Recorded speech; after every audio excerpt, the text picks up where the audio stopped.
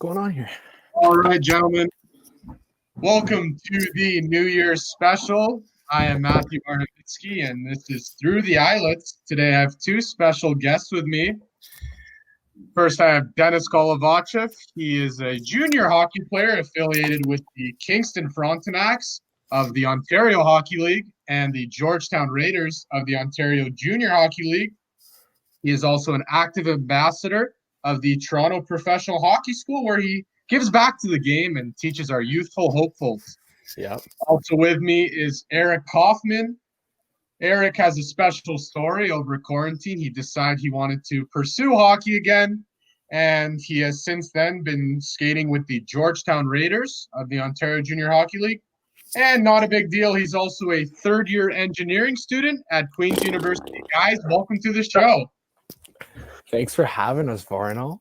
Yeah, thank you. Sounds sick intro. No problem, guys. I appreciate it. Obviously, this is the New Year special because it is a new year. We are in 2021. Obviously, we're hoping for some better things as 2020 brought its challenges for everyone. As athletes, it was very tough. Obviously, it was gyms closed and the ice closed. And I can imagine that you guys were trying to maintain your performance level. So talk a little bit about how you had to adapt your training in order to stay in shape. I'll go first. Well, one of the most important things that I like to look for whenever I'm trying to train and develop is a good partner. I'm always going to be better whenever I have somebody to go with. Varno, you've always been my go-to guy every year. We're always grinding at it during the summer, playing tennis, doing hills. It's hard to be on the grind every single day when you feel like you're alone. So it's always good to have somebody. And this year, me and Coffee decided to grind it up a little bit. For my off ice, I would usually just train with either at home. I got a nice gym, really invested a little bit into that, made that a better place for myself. Also worked with Chico. Chico's for the people that are listening, you don't know, he's the guy that runs Toronto Professional. So we would do lives all the time. That would be good. Coffee knows that was a bagger. We would also do a lot of hills in the mornings, a lot of track stuff. We really tried to work on that speed, work on that technique this year, working on not wasting energy, all that stuff on the track. That's one of the most important things that I worked on this year. That's what really, I felt, got me to that next step when it comes to speed, and agility, and just trying to make it work with whatever we have. We had to be very spontaneous this year with almost everything. All of our plans got shut down. We don't have gyms. Nothing's too stable. Nothing's too concrete. But we would work with what we had. I had a gym. I know Coffee's got a gym. And whenever an opportunity arose, we were always down to, go get better, go train. We weren't too picky. We were saying yes first, thinking about it after. You know what I mean? So that's what I worked on. Coffee. Yeah, I definitely think having a training partner for most of the summer helped. Me and Dennis would wake up, some days at like 5 a.m, some days at 6. Like 7 or 8 was considered sleeping in. Like we go run these crazy hills in the morning. Sometimes go to Chico's, where like obviously Dennis is taking on like more of a leadership role, where he's showing kids how stick handle, shoot, really providing things for the younger generation, but don't take away that like we're still getting reps in, like we're still, shooting, stick handling after hills, and then we go home and, hit a lift on our own. And yeah, just like you said, like we're always saying yeah. And I feel like we're always changing it up. Sometimes we would do the hill by my house, or sometimes we would do like a ski hill near Dennis's house, Earl Bales. That's a bagger, I would say. That's the hardest thing I've done all summer. It's a monstrous hill to climb. Crazy hill. I think it's seen a lot of my food, I would say. Yeah, and it's like one of those hills where it's just as much mental as it is physical. Like you're getting your lungs going, you get your legs going, but at the same time, it's just that mental grind. When me and Koff went and got that COVID test, I was like, it sucks, but it ain't no Earl Bales Hill, So like that's a great way to look at it. Yeah, I remember quite fondly doing a few of those with you, and it was certainly new to me. And I can tell you it got better as it went on, but it was certainly really really good training for an athlete, and agility is very important for a hockey player. And you certainly helped me get better and really instilled some good work habits. So that was Yeah. awesome. Yeah. And another way that we learn how to really adapt and work around is just by gaining our knowledge through ourselves. Like with COVID, we've all realized how to live, more frugally, but at the same time, we're not relying off of everyone like we used to. Everybody's more more, how do I say this? We care about ourselves a little bit more now.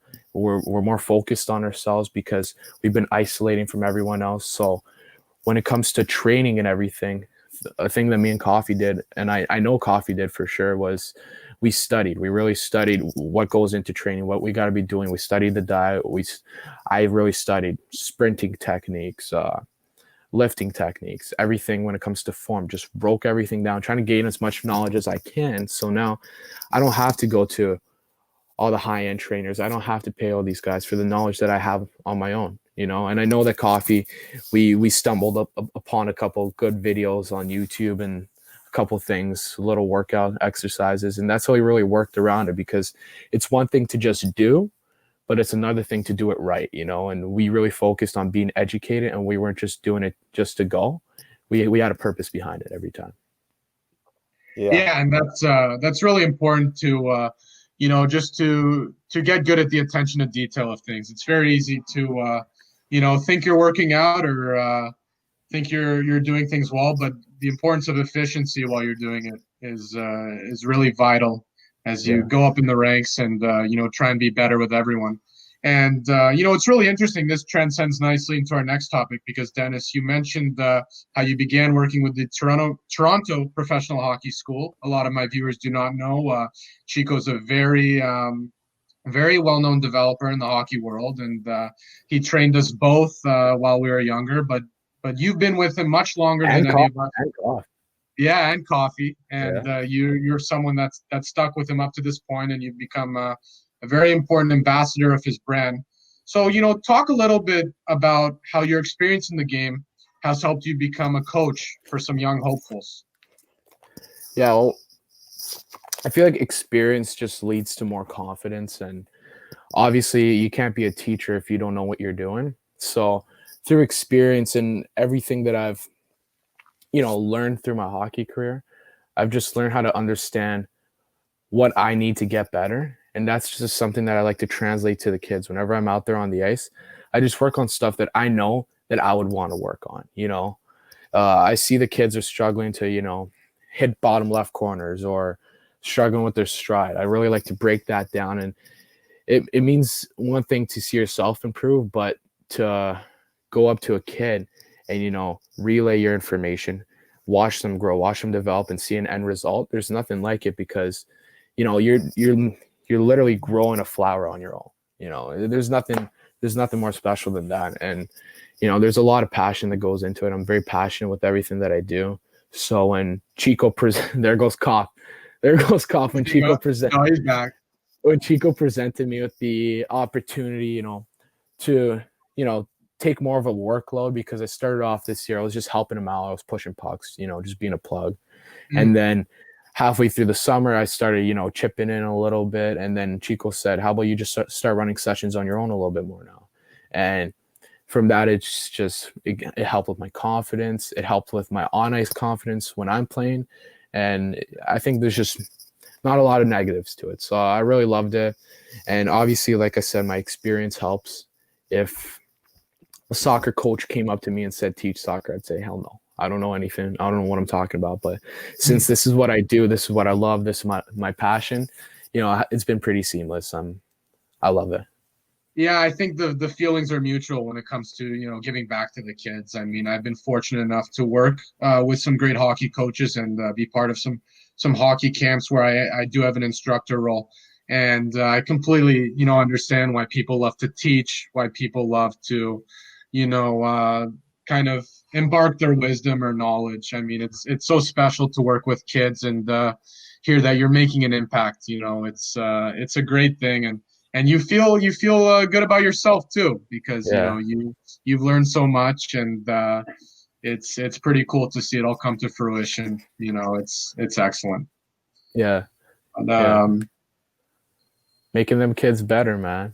Making them better. Yeah. And it helps a lot because I'm practically coaching this guy, Eric Kofman, all the time. So, I'm teaching the kids, teaching coffee, Me It too. also, You taught me too, dude. yeah, it really helps with leadership, because It is. if you're good enough to, educate the next generation, you should feel like you're good enough to, speak up in a dressing room or call a teammate out if you have to, It's just very good for that confidence that a lot of people do lack. Yeah.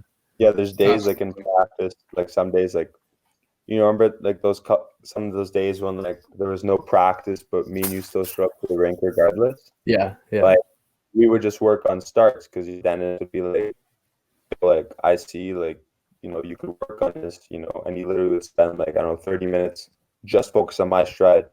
That's the type of like leader he is. Being this good at the junior A level, I feel like he's not taking on like a cocky role. He's more so like trying to help and make everyone around him better. So I really admire that, and yeah, especially I can't imagine what you're doing for the kids. I don't. Yeah, man, and like I say, like you are a product of who you surround yourself with, and it also goes into you got to make everybody better that you're around, right? Because the better they are, the better you're going to be, right? So everybody eats. Absolutely. And, Eric, to add on to what you were saying, how Dennis has really taken on a bit of a coaching role with you, not many people know that over quarantine, you made the decision to pursue hockey again. And it's a really rare thing for someone, junior's only 5 years. And for someone to at a certain point decide to give it up and then come back, it's not only rare, but it's very bold. So obviously there had to have been a point where you thought you're going to hang the skates for good, and just maybe delve into why you wanted to pursue hockey again. I thought about I think about this a lot, because it's pretty much changed my entire life. Because if I wasn't, if I didn't make that decision, I wouldn't be training. I would say a good portion of every day, going on the ice. Like my life would be completely different. So obviously, first of all, like I think just missing it. I went to school, Queens, and I'm studying, engineering. It's not an easy program, and on your weekends, I feel like it's no secret that every student, they just go out. You have some drinks. You're hanging out with your friends. It's a completely different lifestyle than growing up since the age of 5 and just being on the ice every day. You have a game on a Friday night, Saturday night. So I guess I was never really exposed to, I would say, like a student lifestyle where you're just, going out, you're having fun, and you can do that all the time and not just on your rest days. So a part of me was kind of like, at first, when I, stopped playing hockey, was like really relieved and, having fun, exploring new avenues. But there was always like a piece of me that kind of like died just because like I was not in like an emo way, more like I was just missing it. And I would always kind of like, lie to myself and say like, oh, it wasn't for me, or, I never would have, had any success with anyways. I just made excuses. And I guess over the course of some events, just like little things, like I used to have like a little sports psychologist, and I haven't seen him after I quit. I go on a trip to Israel last year, and like for New Year's, and then I end up seeing him there because he lives in Israel. And yeah, he just told me like, oh, like how's hockey going? And then I don't know, I just kind of like broke down in tears. Like I think that was like kind of the moment. It was like so weird because I never really like. I think that's the moment. Yeah, like I just see him, and then I just started crying because I knew like, he used to help me, and before games, every game, I like talk to him, or if I had an injury, he'd help me out, and then he's like, yeah, like, he just kind of like gave me a few words, like, oh, like, it's not too late, you still have like an OA year, and obviously it's crazy to think about, but I just, stuck to it. I started going to these Kingston Chinnies. While in school, I'd run out of a lab.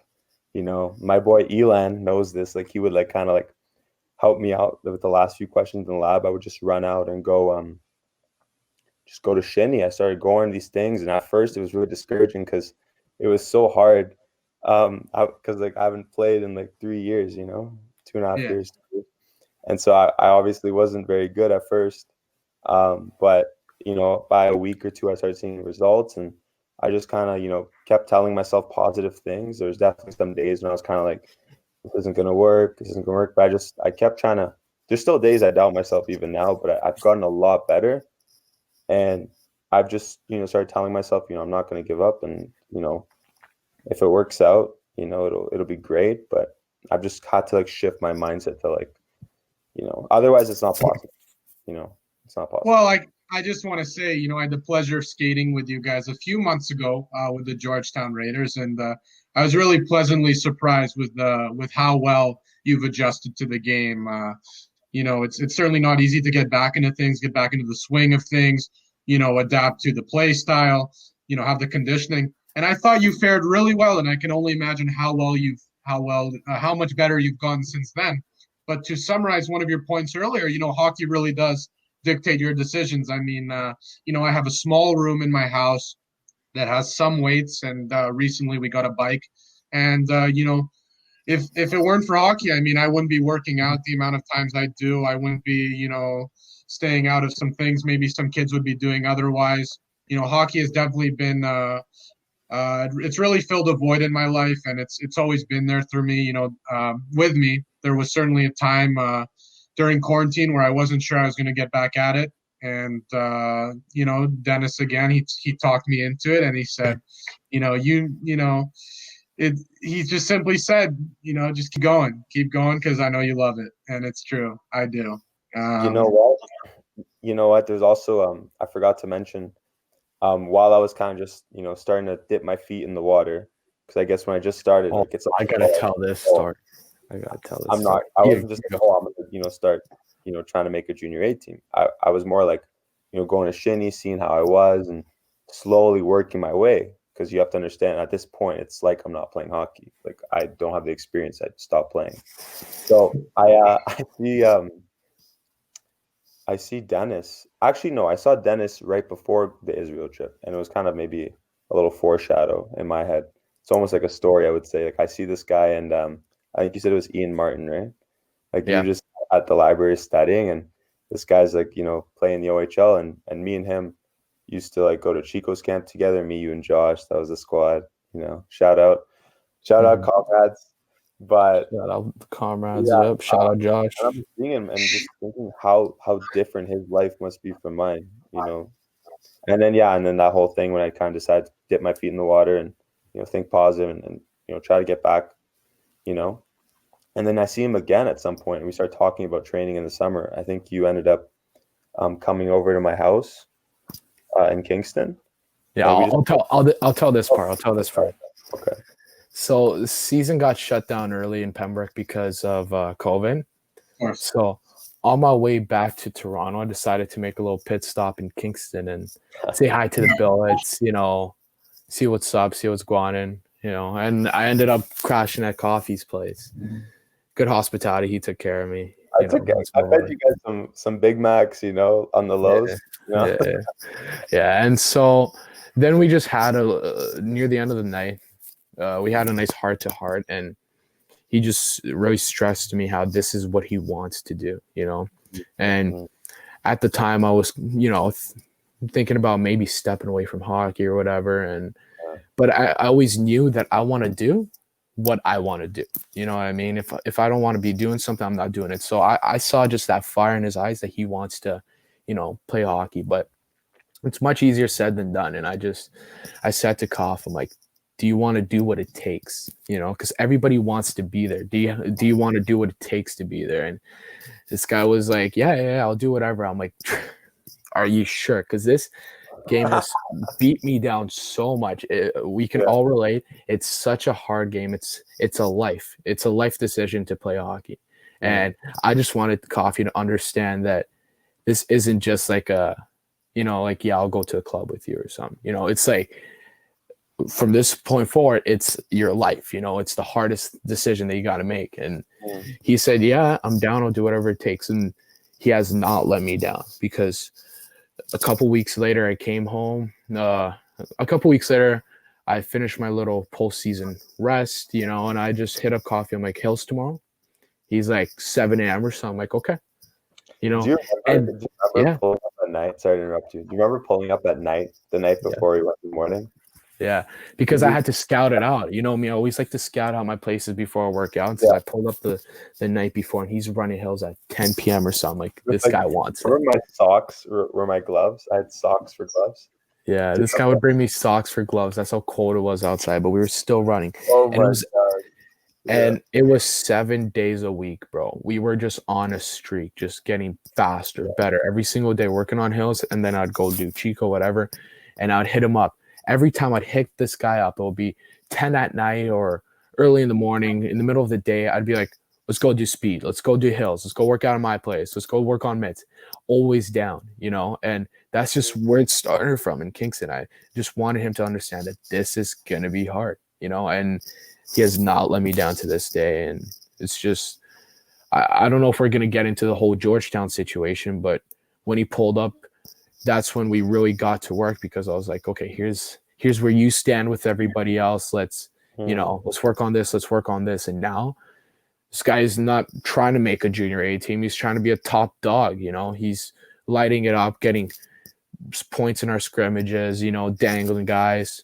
Obviously, we all got things to work on, but you can just notice that he's just improving, and just the curve is like this. It's just going better, better, and better. Yeah, I definitely.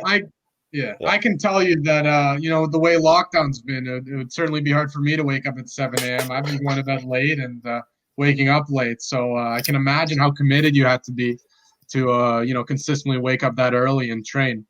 But going back to the foreshadow you were mentioning, Eric, it's interesting that you first you were able to see Dennis at the Queen's Library. Yeah. And Dennis was enrolled into Queen's University. He was studying commerce while he was with Kingston. And it's not something that a lot of people can fathom, playing at such a high level and balancing such a course load. Just for some of the people that might not understand it, who are just playing hockey and not being in school, or being in school and not playing hockey, talk a little bit about how you're able to balance academics with the demanding OHL schedule.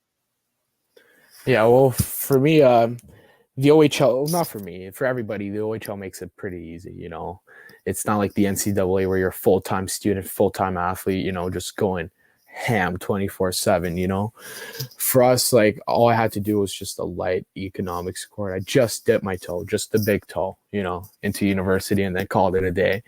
But for me, it wasn't that bad, You got to get her done. There's nothing you can really do. You got to suck it up and just hit the box. The hardest part of my life was studying for exams, because I'm like, I can't mess this up. I've been grinding, and I was just studying for like 12 hours a day at that Stauffer library. Yeah. Just having backaches with the whole OHL schedule. We're on the ice every day, but the OHL makes it good for us, where we don't have to worry about balancing our schedules. It's just show up there, do your work, do what you got to do, and then you're good to go. But Coffee, on the other hand, this guy's a full-time student right now. So I think it'll be pretty interesting to see how he's balancing it, because for me, I just had one course. It wasn't that bad. Well, going back before we move further, I mean, you played your 17-year-old year in Kingston as a rookie, and you were still in high school. You were just in grade 12. How does that? How was the transition from doing that to then going into your second year as kind of a vet, and now you're in university? Talk about that transition, like almost into adulthood, no? Yeah, and then my first year I didn't have a car too, so I was just a little kid. I was getting driven around to school, whatever, going to hockey. Nothing really different than what I did back home whenever I played minor hockey. And then my second year I had my own whip. Had to go to classes at university in the evenings on Mondays, and I just learned how to take care of myself a little bit more. It was hard to because in high school you always got that person that you're sitting beside, that you're working with, doing this thing. In university it's similar to that, but you still got to be on your own. You still got to go out there. You still got to, people aren't going to come to you. The teacher's not going to come to you and make sure that you're doing well. So then, I figured that out very quick, that it's every man for themselves. And it wasn't that bad. It wasn't that bad because the I'm independence lucky. factor. Yeah, the independence factor has to be huge. I mean, for the past 2 seasons as well. I recently just got back, but for a short stint, I was back in Cornwall. And, to go from living at home and going to high school to, being on your own somewhere and, for my case this year, making my own meals, going to, driving to practice, right? It's certainly a big jump and something really special about moving away and playing junior hockey, I think. Yeah. Yeah, and it's going to happen regardless whether it's today, tomorrow, 2 years, 5 years.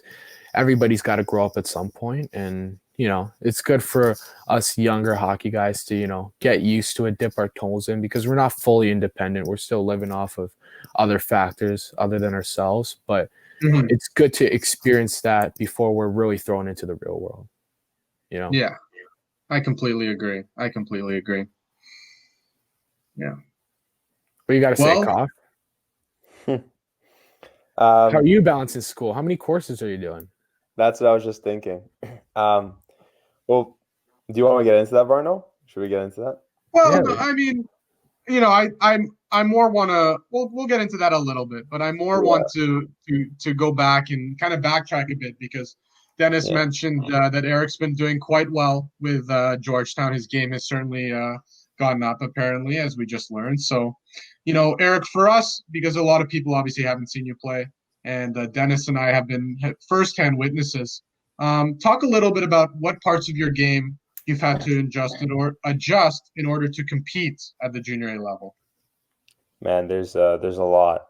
I think the first most important thing at these Georgetown skates was obviously speed. Speed is huge. I think Dennis has a huge advantage. I see it. I'm sure you've seen it too, Varno. Every practice, you just see he has a gear on everybody. Gone. He gone. I'm not taking it from his hands. If he needs to pull a move, he always pulls it. I'm just saying, like he always has that gear. I've training with him, I feel like my speeds obviously had to improve. I remember the very first skates with Georgetown compared to now. There's a huge difference in me personally. I feel like at first I did not belong physically and mentally. I feel like then it got to like physically I felt, more in shape to do these like 2-hour practices. I think I would be really tired because we would do like the first hour was like a practice, like very technical stuff, some team drills, getting some power play stuff. And then the second hour would be a full on scrimmage before obviously COVID, crazy restrictions. And I remember after those, I'd be really tired. So conditioning had to go up, speed had to go up. Thirdly, I think just making smart decisions is also huge. Taking your time with the puck, not just giving it away. Little things like that. There's a ton that, Dennis and obviously the coaching staff there's helped the team and me personally out with. And I think we're all getting a lot better. And I can definitely say on my behalf, I feel like I'm always going in there with a mindset to improve. And I feel like everyone there, should go into there, just wanting to improve. And it's really good. And I think Dennis is really good at that too. So he always brings that good mindset in. And I was able to learn a lot through Dennis and, try to replicate what he does. I think that's what's helped me the most improve. Absolutely. And I, just to give a quick anecdote, I mean, when I made the jump from, the Marca Majors in the GTHL to the Cornwall Colts over in, near Quebec, I mean, it was crazy. Like, first of all, our camp was grueling. And then you jump to the first game. I mean, I was shocked at the speed of play. You've got an ice rink that's, not too big on the grand scheme of things, but the guys are just so much bigger and faster. Yeah. And your game certainly gets better with it. You certainly, you're just forced to adjust and play faster. But I can't imagine what kind of a jump it must have been for someone who wasn't even playing hockey a couple of months ago, you know? It was insane. I remember the very first few times me and Dennis had some like heart to hearts, and like Always. it was evident to me that like like it was like kind of like I was questioning myself, instead of thinking like, okay, these are what I need to improve on, like speed, conditioning, quick decision making skills, being mentally ready. Like these are the things I know I need to improve on, and I just had to shift to like, okay, let me improve them instead of you know this is a term me and we like to use, mental midget, instead of being a mental midget, and just kind of feeling bad for yourself, and that takes away your energy. I feel like I can't do that extra mile when I'm feeling bad for myself unless I'm thinking, oh, let me go do this. I feel like we have a lot more energy than we're actually using if we're mentally ready. You know, I Absolutely. think I think if two guys are equally in shape physically, same bike times, or exact same people, but if one guy's feeling bad for himself after, everyone messes up. One guy feels bad for himself after making a bad pass, and the other guy's just like fully zoned in. Obviously the zoned in guy is going to beat the other guy in a 50-50 battle every time. So Yeah, I it's think, it's it's it's easy to get very discouraged throughout the year. I mean, we're playing 62 game seasons, practicing every day. You're up and down the lineup. You could be out of the lineup, and it's very easy to get down on yourself. But as Dennis and I like to preach, I mean, control what you can control. You mm, know, Mm. just do what you can in your power, and make sure you're getting better every day. I mean, there's not much more to it, but it's the guys that are consistent that'll be playing more and will be more successful throughout the long road of hockey. And that consistency comes from a strong mentality and really good mental skills through it all. Yeah, exactly. like let me chime in here. I've been silent for Oh so yeah, long. oh yeah, oh yeah. You said it pretty well. Consistency is very important, and that's one thing that I personally have to work on. I feel like I'm set when it comes to everything else, just that Me too. mindset. And what hockey players and most athletes generally do to stay consistent is, roll out their legs, have the same meal before a game, prep physically, all that stuff. But what me and Coffee we've been really working on is making sure that we're always on the right page mentally, consistently being mentally ready for practice. I always give them a call before the skate or during the day, just to see how we're both doing mentally, because you can consistently take care of everything physically, but if your mind is all over the place all the time, you're not going to get that consistency every single time. You're always going to be missing that one variable, that one controlled variable, which is your mind, and Mhm. that's something that's the most important part in sports. I forget what the quote is, but it's like 50, like 90% of the game is half mental or something like that. But Yeah, yeah. it's more mental than it is I think physical, it's I believe. half. I think it's half the game is 90% mental or something like that. It doesn't make sense, but it sounds cool. Yeah, it does sound cool. It I rolls agree. off the tongue. And Rolls the off the thing, tongue. a good story to back that up is with Coffee. When he came to our first skates in Georgetown, he felt like he wasn't ready, and I saw the mistakes that he was making on the ice. I'm like, there's no way this kid makes those mistakes, usually. It's just his Mhm. mind, he was being a mental midget, he was feeling bad for himself, or he wasn't feeling like he was there, or like he didn't belong, But I always said to him, if you're here, you belong. If you didn't belong, you wouldn't be here. They kept calling him back. They kept saying, Coffee, come back, couldn't get rid of this kid. He was persistent, and that's when the mindset started to come along, and then he started to find his groove, found his confidence, started dangling guys, and then guys started to Yeah. notice, and he went from Dennis, who's that guy? Oh, he hasn't played in 5 years. Oh, not surprised. To holy, who is this guy? Yeah. It's like this guy's wearing Richmond Hill Stars pants, but he's dangling guys like he's from the Dallas Stars. He's doing all Yeah. There these you go. goalies, There you go. all these things, Okay. right? And Is that Jamie Benn? yes, his hands have gotten better. Yes, he's become more of an athlete, but it's just that mental mindset. Now he goes into practice. It's either I dominate or I get a lot better and make the most out of my hour, 2 hours there, instead of saying, I'm going to try to get better and hopefully I don't stick out like a sore thumb, Yeah. now he's sticking out like a polished toenail, you know. There you go. So You want to be, yeah. That's don't be a sore that's tongue. awesome.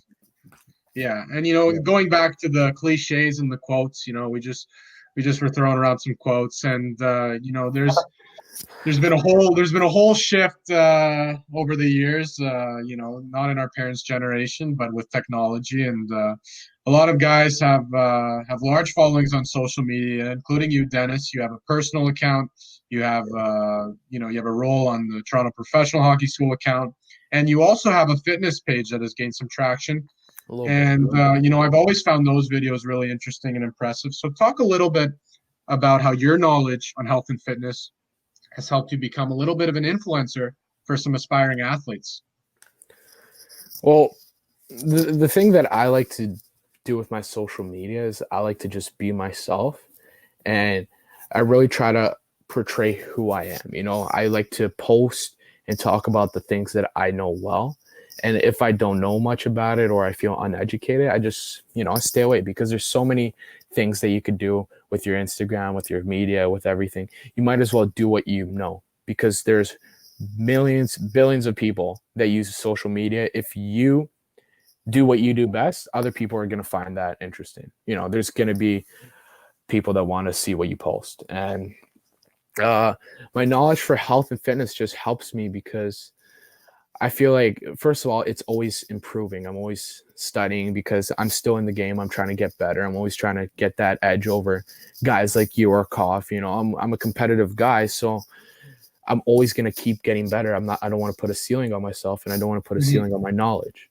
Right. And now translating that with Instagram and all these social media ventures that I have, I just want to relay that to all my followers, show to them that I'm getting better. And what I'm saying is not cap, because, I study this. If I'm saying this, I'm certain about it, and you are going to get what you see, and there's nothing other than that. Right. So if I look at my Insta, I really try to preach quality over quantity too. Chico, Martin Ross, I run the Toronto Professional Hockey page too. And he'd always say post every single time.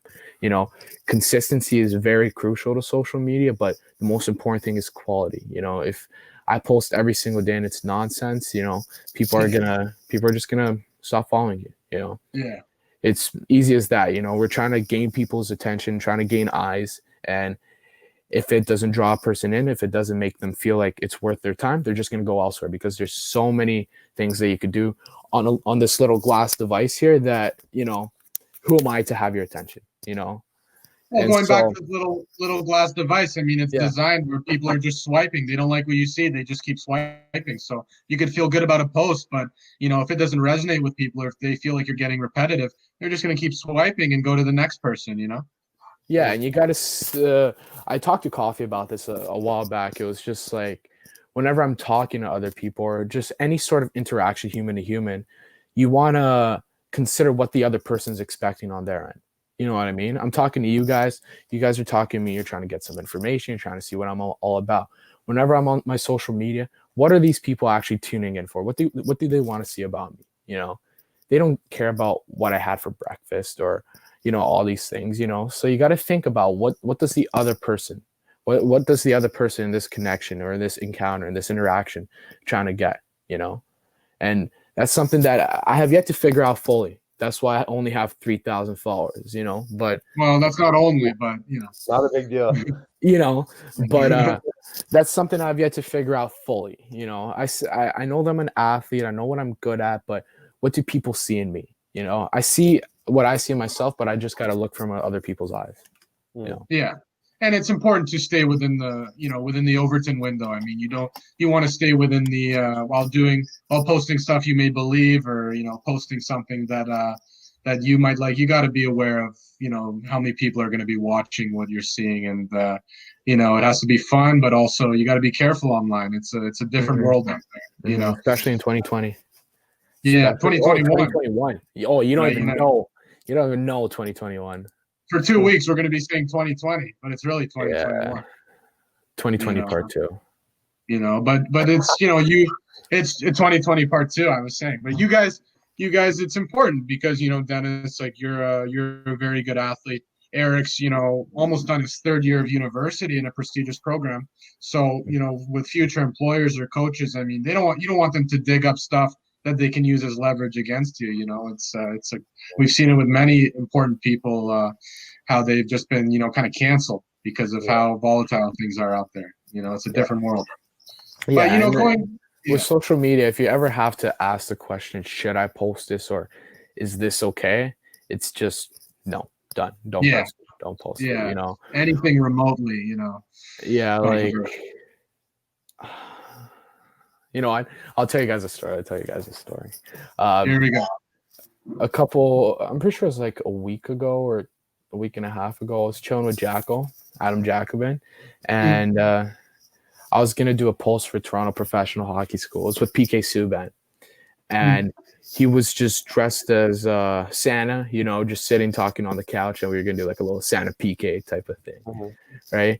And for the caption, I was just gonna put Santa PK with the Santa emoji, right? And then I'm like, there's like 6 different colored Santas. Which one do I post, right? And then I called Chico, and he just told me, if you ever gotta ask the question, just don't do it. There you go. Like, okay, Santa PK, no emoji. That's fine.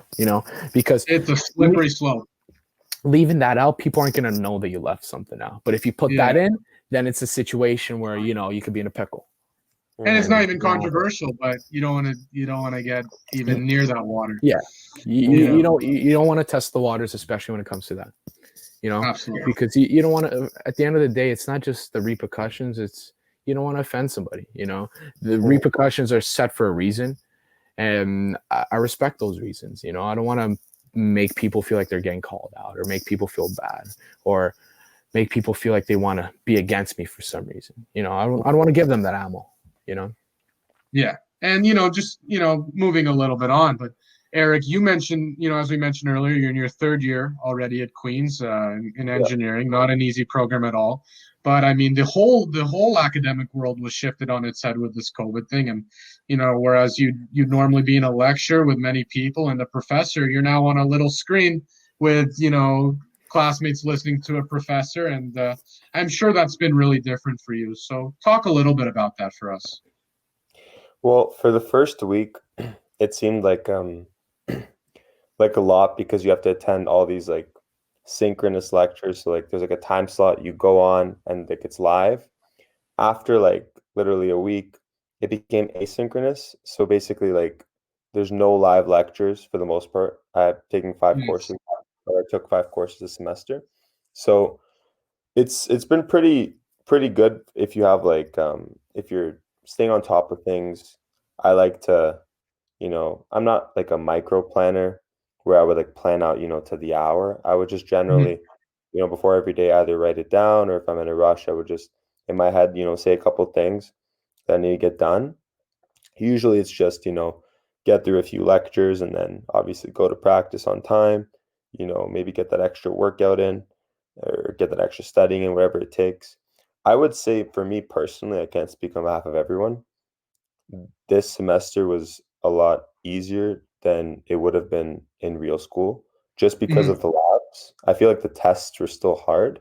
I feel like just the labs, because for me, like in second semester, for example, like it was tough, or even first semester because we kind of got shut down. We would have like 3-hour labs, 4 times a week. That's like 12 hours. And those are in person, you know, with like small amounts of people. So you really have to be attentive, asking questions. So I don't think it would have been possible to be, come to these Georgetown skates and everything if it was in person, obviously. So it's almost like a perfect storm in terms of just like hockey working out. But obviously, there's many downfalls, such as a lot of people are getting sick and everything's getting shut down. So by no means am I saying that in terms of like, oh, COVID's good. It's really not. I'm just saying that it's somehow You never worked said out. that. Believe me, no one's gonna confuse you. Yeah. But yeah, I feel like online school did permit me to, as long as I have decent time management skills, so, still go to practice. And a little cheesy quote I like to use is, we're bringing in the quotes. it's like a Let's go. paradox. Like you have as much time as you make, you know? Mm, Like Mhm. if the more, or sorry, it's like the more things you do is the more time you have, something like there that. you go. Because like I feel like, and this little, few week stoppage we have, with the Ontario wide lockdown showed that to me, like I'm literally right now, since like I'm done exams, I'm just, getting my training in the morning, and then just I'm not really doing much because I don't have school. Whereas I Mm, would make time for school and always be busy during the year. So obviously it's nice to rest, but I feel like um, you can handle as much as you take. Like I know Dennis is yeah, doing hockey and he's working. He's always trying to do good for Yeah. himself and his family. So I feel like we're both in a sense where like we're both always doing stuff. He's doing hockey in school. I'm doing hockey and work, and I'm doing hockey in school. And like I feel like when you don't have one, you have a day off of work or have a couple weeks off of school, like you kind of see how much time you really have. Um, you have a lot. You have a lot. and So it's to summarize it, it's really important to stay occupied. I mean, mm, that's part of why I started this over lockdown. exactly. Kind of we're designed to be in a routine. We're put in school at a young age. We're taught to do schoolwork at home. You've got extracurriculars, and once you finish grade 12, it's up to you what you're gonna do. And there were many times in when I was away playing hockey where there just was a huge gap in my day. And that's where the independence comes in, where you got to really fill that void and become a doer. And find things you love and find things to do.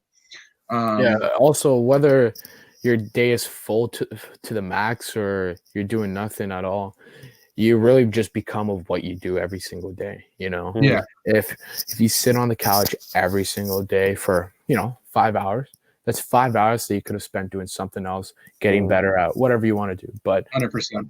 if you value sitting on a couch and if you value that 5 hours on the couch, so be it. You know what I mean? We all set standards on what's Mhm. good and what's bad. Everybody's good at what they do. Mm, Exactly. If I put my 5 hours of training in a week, I do okay. I go eat, I go play hockey, whatever, or I put in 20 hours a week training, getting better. You know what I mean? It's mm, still, I'm still basing all this off of my morals, what I want to do. But mm, now I'm going to see more results in hockey, less results in, every single Netflix show that I can watch. You know what I mean? yeah, Stuff like that, So when it comes to just managing your days, you got to really value time. Time is very valuable. That's what I've learned. Sometimes I got to cancel on things just because I don't feel like it's worth my time. I'd rather be doing something else, something that's going to help me get to my end goal, whatever that is. So you got to be frugal with your time. You got to absolutely. you got to think about what you're doing every single day in, day out, because time really adds up. It adds up quick, and you just got to be smart with it. Well, If and it's sorry about that, but it's very go easy ahead, to go ahead. fall into a hole with this lockdown, with all this autonomy and free time. It's very easy to be on the couch for many hours watching TV. I've experienced that myself. So, it's very important that you start your day off right, whether that's with the right nutrients or with the right meditation, whatever it is, so that you can build on that. Yeah. You do one thing, you do another. You do one thing, you do another, and becomes very important. But going back to sorry, Dennis, you had a thought. No, no, no. On the building thing, I was just gonna say, how like you wake up in the morning, you make your bed right away. Mm, That's a good mm, thing you got to do it because is. you get that first task. Now it's like, what am I gonna do next? What am I gonna do next? Make breakfast. What am I gonna do? Clean up the house. Got to get a workout in. You start brainstorming all these things where even if you didn't have something packed, like if your day isn't packed, you're still gonna find things to do just because you want to, keep the ball rolling. You know. Absolutely. And then, when you do it enough, it becomes a routine. And when it becomes a routine, it becomes mental. And that completely helps your game. So it's Yeah. all linked. People don't understand that everything you do is linked to, where you want to be. Yeah. And it's really important. But going back to the online schooling, Eric, it really is each to each their own. I mean, you say it's been easier. I can tell you there's a lot of people that probably think it was harder for different reasons. Not having that face-to-face interaction with your professor, that might be important for a lot of people. And, it's everyone has different living circumstances. You don't know what people's, connectivity, scenarios like with the internet and their monitors. So it's been crazy, but we made it this far, and I'm sure you're both doing very well. But Dennis, I know you're gonna love this next question. I mean, you already know that the advertisement I used for this was your OHL Cup game-winning goal. This is something, when we're just out together, you'll be like, remind me, maybe ask me about that, because I know that was pretty cool. So walk us through that. I've almost memorized the commentator, how he says it. So walk us through that experience and what it was like to win. Yeah, well, you got to switch the question there, Arnold. You're right about that. Come on, I'm on top of you. Right, well, before I even begin with the whole story, which I've told way too many times, this is sort of like one of those things in my life that it's like a Patrick step on, Yeah. It's like, it's time. People who don't know this guy, everyone knows about the unlikely event that occurred in Edmonton where he missed an empty net breakaway. They came back the other way and tied it late. So go on. Yeah. That's a good reference. But luckily, I'm not missing a net. I'm scoring a game-winning goal. But it's just like something that I've been sort of, trying to live down, trying to, do something ever since. It's like I always think back. I'm like, that was a sick time, but what have I really done since? But with the OHL Cup, I think it was just a perfect way to, finish off my minor hockey career.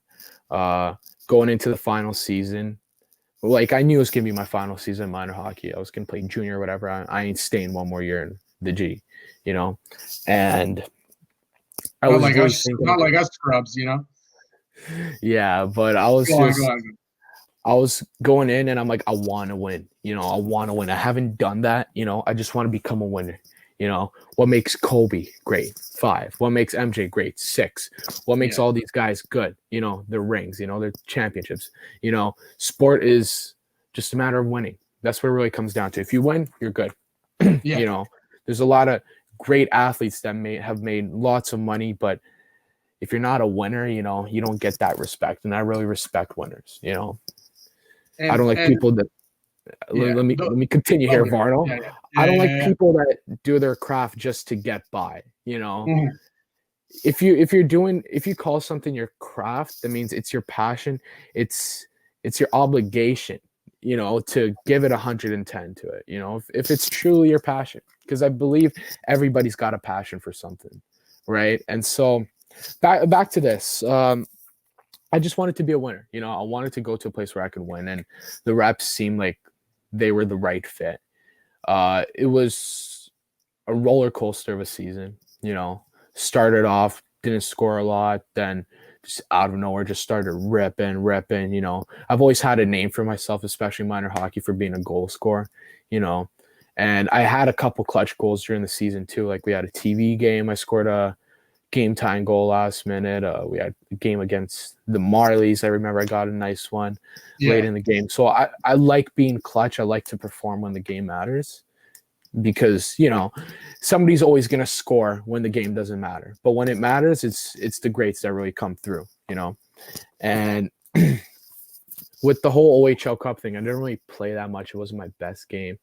I remember I fanned on the puck or something. I was getting really down on myself, and I was just like, in front of my parents. It was a hard game. It's a final, and the cameras are on. Everything's sick. There's a ton of people.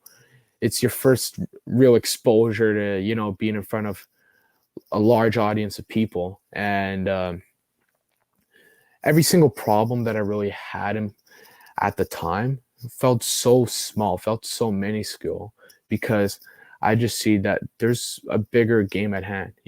It's more than just me or any puzzle piece.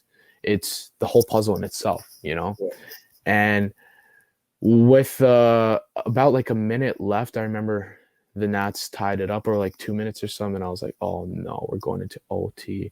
I'm going to throw up if we go into overtime. It's so stressful. This is it, you know, from the first day of minor hockey to there, it's all leading up to that, because that's like one of the first steps. You know, you got to win that OHL Cup, get that bag, and then you move on. You know, McDavid, you can list the names, Varno. I know you can, but there's just been so many guys that have won that, and it's just, you know, it's something you want to do as a minor hockey player. And I'm like, I want to make sure this is us. You know, I've played in tournaments before, lots of championship games where I've lost and I've won too, but I just don't want to feel that regret. I don't want to, you know, look back and it be a dark part of my life, you know, a part where it's like, oh, I could have, you know. So luckily there was a little TV timeout with like 9 seconds left. You know, they wanted to build the drama before overtime, you know. So Harry just decided, Harry Evans, he decided to toss us on, and we were just going to run. I'm pretty sure he was just I was going to snap it back to the D, and then we were going to do like a D to D, 1T play or something. And then Lucas Rowe, who I had the pleasure of playing on 2 teams with now, he was like, no, let's run on number 2. Let's run on number 2, you know. He was feeling it. He was good on draws, and he's a righty, so it would be an easy snap back to me. I just crank it, you know. And I just line up. We've run this play so much. I felt just robotic. I'm like, if this works, man, if this works, you know, something nice might happen, you know. So puck snaps back to me, and come on. Automatic. You know, it was automatic. I remember. Yeah, and just I shot it, and people that don't play hockey don't understand. Sometimes you shoot, and you have no clue where the puck went. There's a ton of screens in front of you. You have no idea what's going on, but you don't see a puck rimming out. You don't see a puck rebounding. You're like, it's got to be in the net. It's got to be in the net, right? Oh, I know this feeling. So I rip, and obviously there's like 3 guys coming at me, right? Because you know, it's a set play. Everybody knows they're snapping it to this guy, right? Yeah.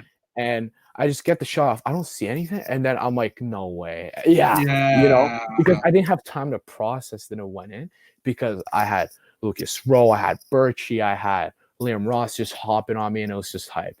I went by the bench, you know, and that was nice. And then obviously we closed it in, but I just got to give it to all the boys there, you know.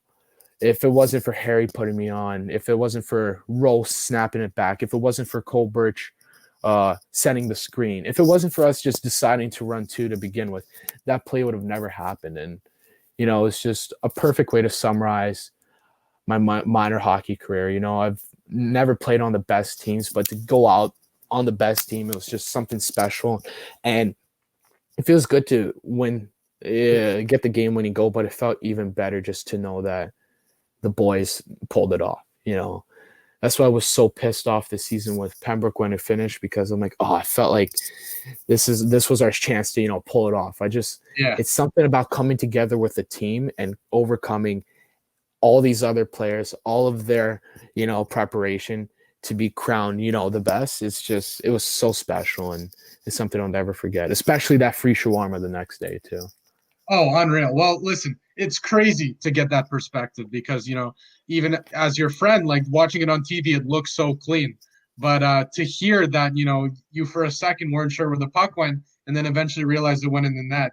I mean, it's just amazing. And it looked like such a split second, but it must have, you know, from the hockey player's perspective, felt like a really long time before you realized.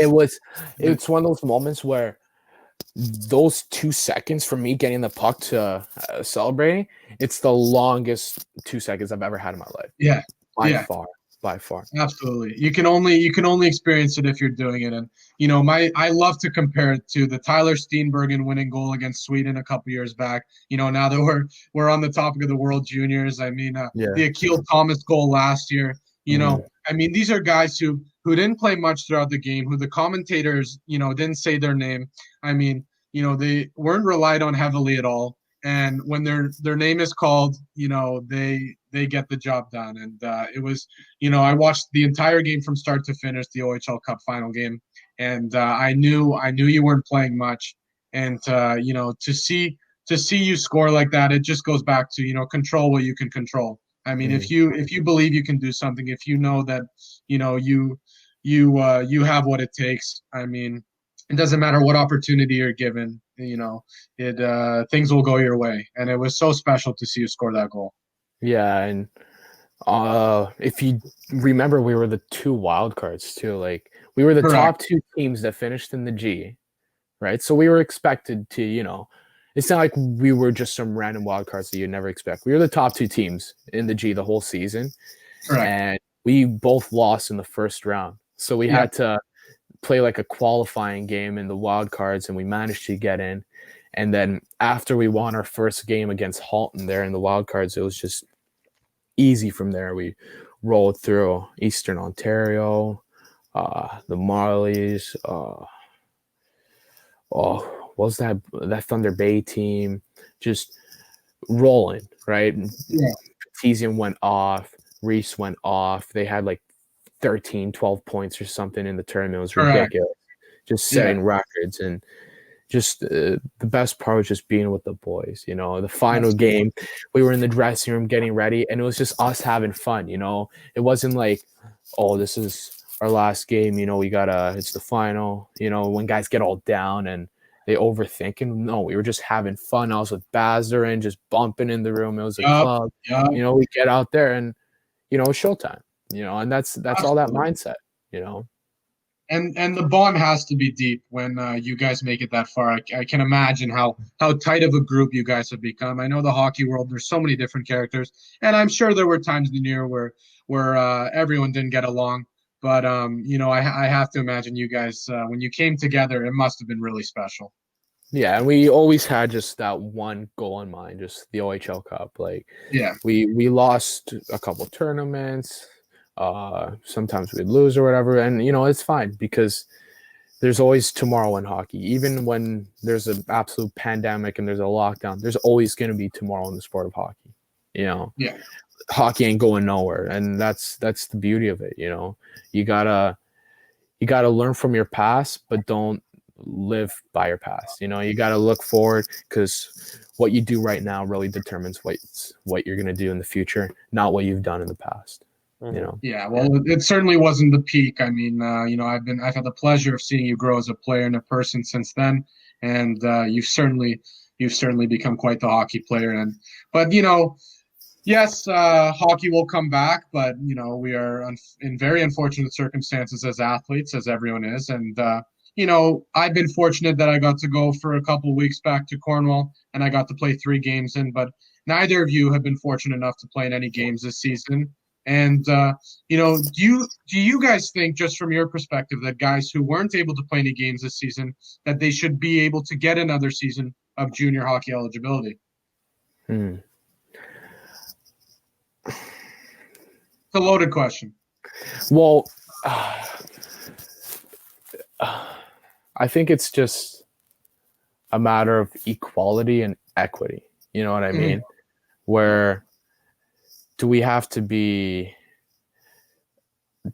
put other people in a situation where it's unfair to them, or because we take their season away, or do we look at it in a situation where it's like we got to take care of them because it's unfortunate? And if it was, for example, I was a 2000 and I was getting screwed over, I'd want them to do the same thing for me.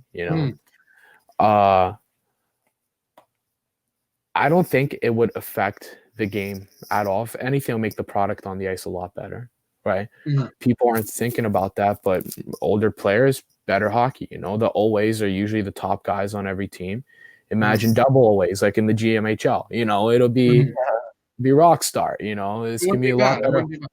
It'll be better hockey, a better quality product on the ice.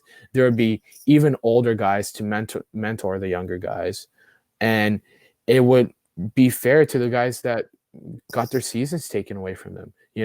I'm working my bag off right now, trying to, hopefully show myself this season, but I know that I got next year. I'm fine. I'll be okay if this season doesn't happen, but I can't just imagine being placed in a situation where I'm the 99s. I was hoping that for that last playoff stretch to, possibly get that last D1 offer or, gain some more attention, gain some traction, whether you're playing in junior A or the OHL, we're always trying to prove ourselves and get to that next level, whether it's CIS, NCAA, pro, whatever it be. And,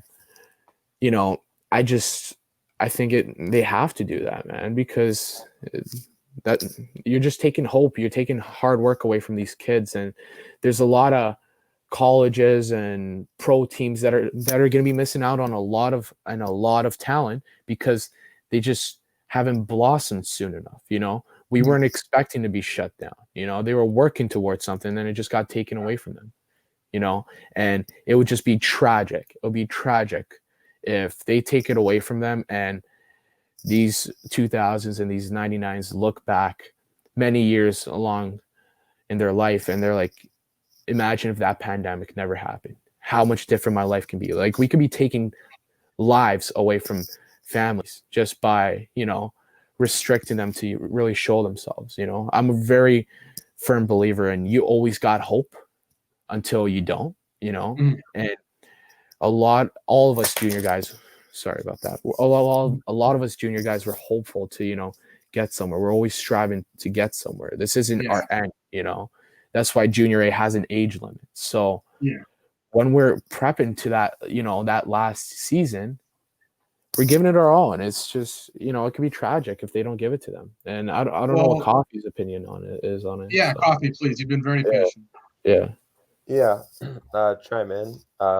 Dennis is an 01. I'm a 2000. So obviously, right now they're saying they're going to have seasons, I don't know, late January or February, something like that. It's always changing. That's the OJ. Oh, that's the OJ. You never know what they're saying. Yeah, never. Right. Yeah, so obviously there's a ton of speculation. Varno, you've been fortunate enough to get some games in, but I guess you guys have also been put on pause, as you will. So yeah, it'd obviously be for the 99s, like you're saying too. Like, I feel like playoffs is a huge time to show yourself too. So I'm guessing they've already had it taken away. Right, because I don't see any 99s. Like, I don't think any 99s are on your team, Varno. Right? It's you can't. Yeah, it's the 2000s and 80s. And no 99s are practicing with Georgetown. But so I don't think they're going to give it. But my opinion is honestly, like, I feel like it's a little biased because I'm a 2000. So obviously, I would love to have another year. But I guess we'd obviously have a huge advantage, but you could look at it two ways. You could look at it as, the rookies are going to have a huge hard time playing against, guys that are, getting the 22nd birthday now. But you could also look at it as like Dennis said, like, you're taking this guy's future away. And by that, his family, maybe his future kids, his life is going to completely change. So I guess, obviously, I would love for that to happen, like for like us to have another year being a 2000, but you can only hope, right? So we'll see how it goes. I think it applies to everyone. I think everyone anyone who was not fortunate enough to play this year. I know a lot of guys ventured out to the North American Hockey League to play games. They just announced they're going to extend their season. Some guys who are fortunate enough to the United States Hockey League. So a lot of guys venturing out to the United States, they've been able to get going. Obviously, the Ontario Junior Hockey League hasn't. Some teams have been fortunate enough to, I live in Collingwood. Collingwood's been fortunate enough to have some games against Lindsay for a stretch. Playing in Cornwall, we were playing Brockville twice a week. So there's been adjustments. There hasn't been a season here. But what I think, in a perfect world will happen, I, like Eric, I'm a bit of a pessimist, and I think that, a lot of us are going to get the short end of the stick after this is done. I think that what they should do is they should see who was not fortunate enough to play this year, whether you're registered with a team in the CCHL or the OJHL, and those guys would get an extra year. Whereas guys who were able to play this year, go on with things as they normally would. I mean, when I was in Cornwall, we had a very good goaltender, Rico DiMatteo, and just yesterday he committed out of the North American Hockey League. So, you've gotten to see some guys have been successful through this COVID because their seasons have happened, but there's a large chunk of players that haven't because their seasons haven't. So that's the difference for sure. Yeah, and a breakout season can be life-changing, not just for you, but for a whole family. Imagine if Cirelli didn't have that season where he went off, or who else? So many guys. Yeah, so many. Every Brazeau, story. Caliber, all of these guys, even Jason Robertson, he was obviously a high prospect, but if these guys never had that, that life-changing season, nothing could have ever happened. And we don't know how many guys are expecting that life-changing season. I could tell this guy right here, Coffee, man, he's been working his butt off. He's been working towards something. And if they don't give this guy a chance to, have this season where he breaks out, makes a name for himself, gets out there, it's tragic. And I don't know. I just don't like being a pessimist in this situation. Obviously, if you're not even being a pessimist, you're being a realist, Yeah. You're just being realistic. They're not going to do that for us. And I know a YouTube channel or a guy with 3,000 followers on Instagram isn't going to change a lot, but I'm trying to voice my opinion, let you know what I truly believe, because I see the work that this guy has put in, and there's millions and millions of other guys that are people that are just trying to, work towards something. And whether it's hockey or whatever it is, if you take that away from them, you take away their chance at hope. It's sad. And it's very unfortunate that we're all in this situation. And like me and Eric we've been doing, you just got to roll with the punches, and it's life. You adapt, right? and you adapt, and like, yes, we live by control what you can control, but when the shitty rinks close and you're not skating with your team and there's this and that, it does make it harder to get better. Let's be real. So it's we're really just hoping we can get just a sniff of normalcy. Again, I was fortunate in Cornwall that we had a bit of that, but most guys aren't fortunate enough. And I certainly know what it's like. I mean, for months I was just working a full-time job and working out when I can, stick handling when I can. Not really at all in a high athlete schedule. Until recently, where I was able to go back. So it is what it is, right, guys? Yeah. Yeah, but it is what it is. But that's it for my questions. We've had a bit of an audience throughout. Have we? We have 4 viewers right now. No real comments. Some guy named Point of View said Kofman the GOAT. Not a question, but some nice encouragement. Do you guys have any questions? Sorry. Anything you want to talk about? It's up to you. Yeah, it's up to you. If there's nothing, there's nothing. If you got something.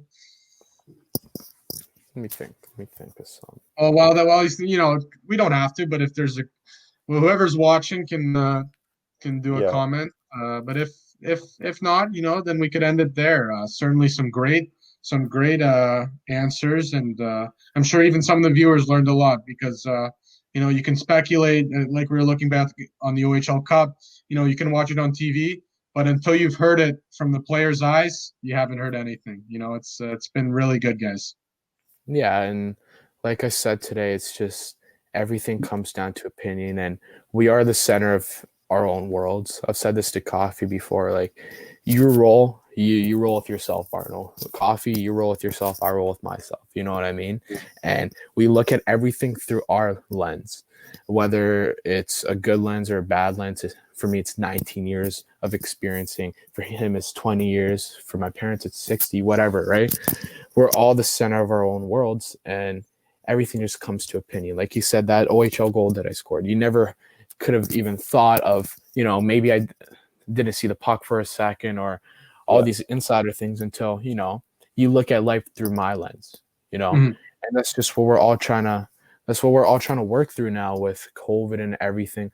We're realizing that even though we are all so connected, we're all so together, we've never been connected like this before with social media and how easy it is to, have an interaction like this. We are still our own individuals, and this whole herd mentality that we have, it's good, but at the same time, it's bad, With we've talked about this last week, all 3 of us, when we had our talk on the phone.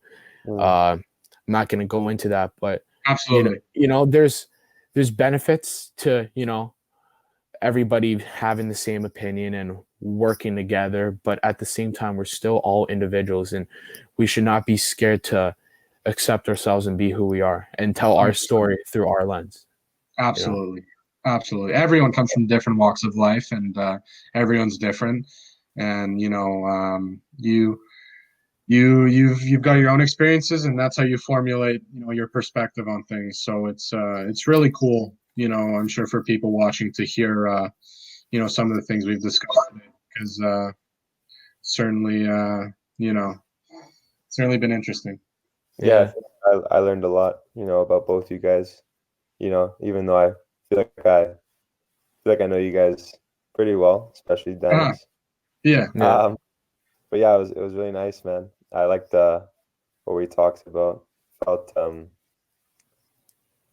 Felt very information dense. Especially, I like the OHL Cup one a lot too. I was really getting goosebumps when you were talking, Dennis, about like scoring that goal. Like that's Yeah, me too, man. A really big goal, man. Like that's huge.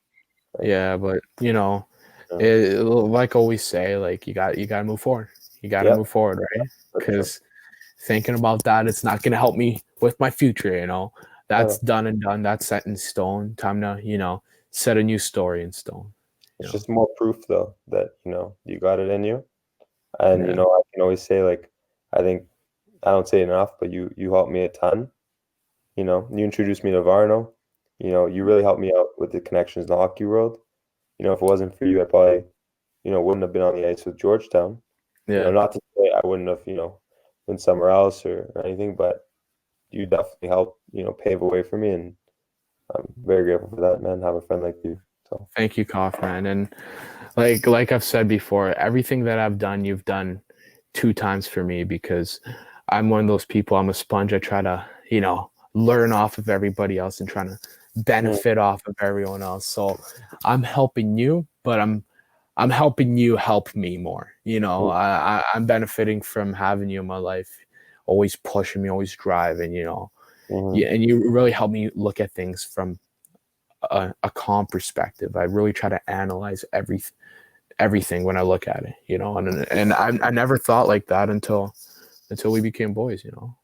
Yeah, man. I hope hockey reunites all 3 of us at some point. Yeah. Let me tell a little story to get you to a little bit more acquainted. Eric is gonna hate me because I'm throwing you under the bus. You know exactly what I'm gonna tell. Oh no! Yeah. So Arno has no clue.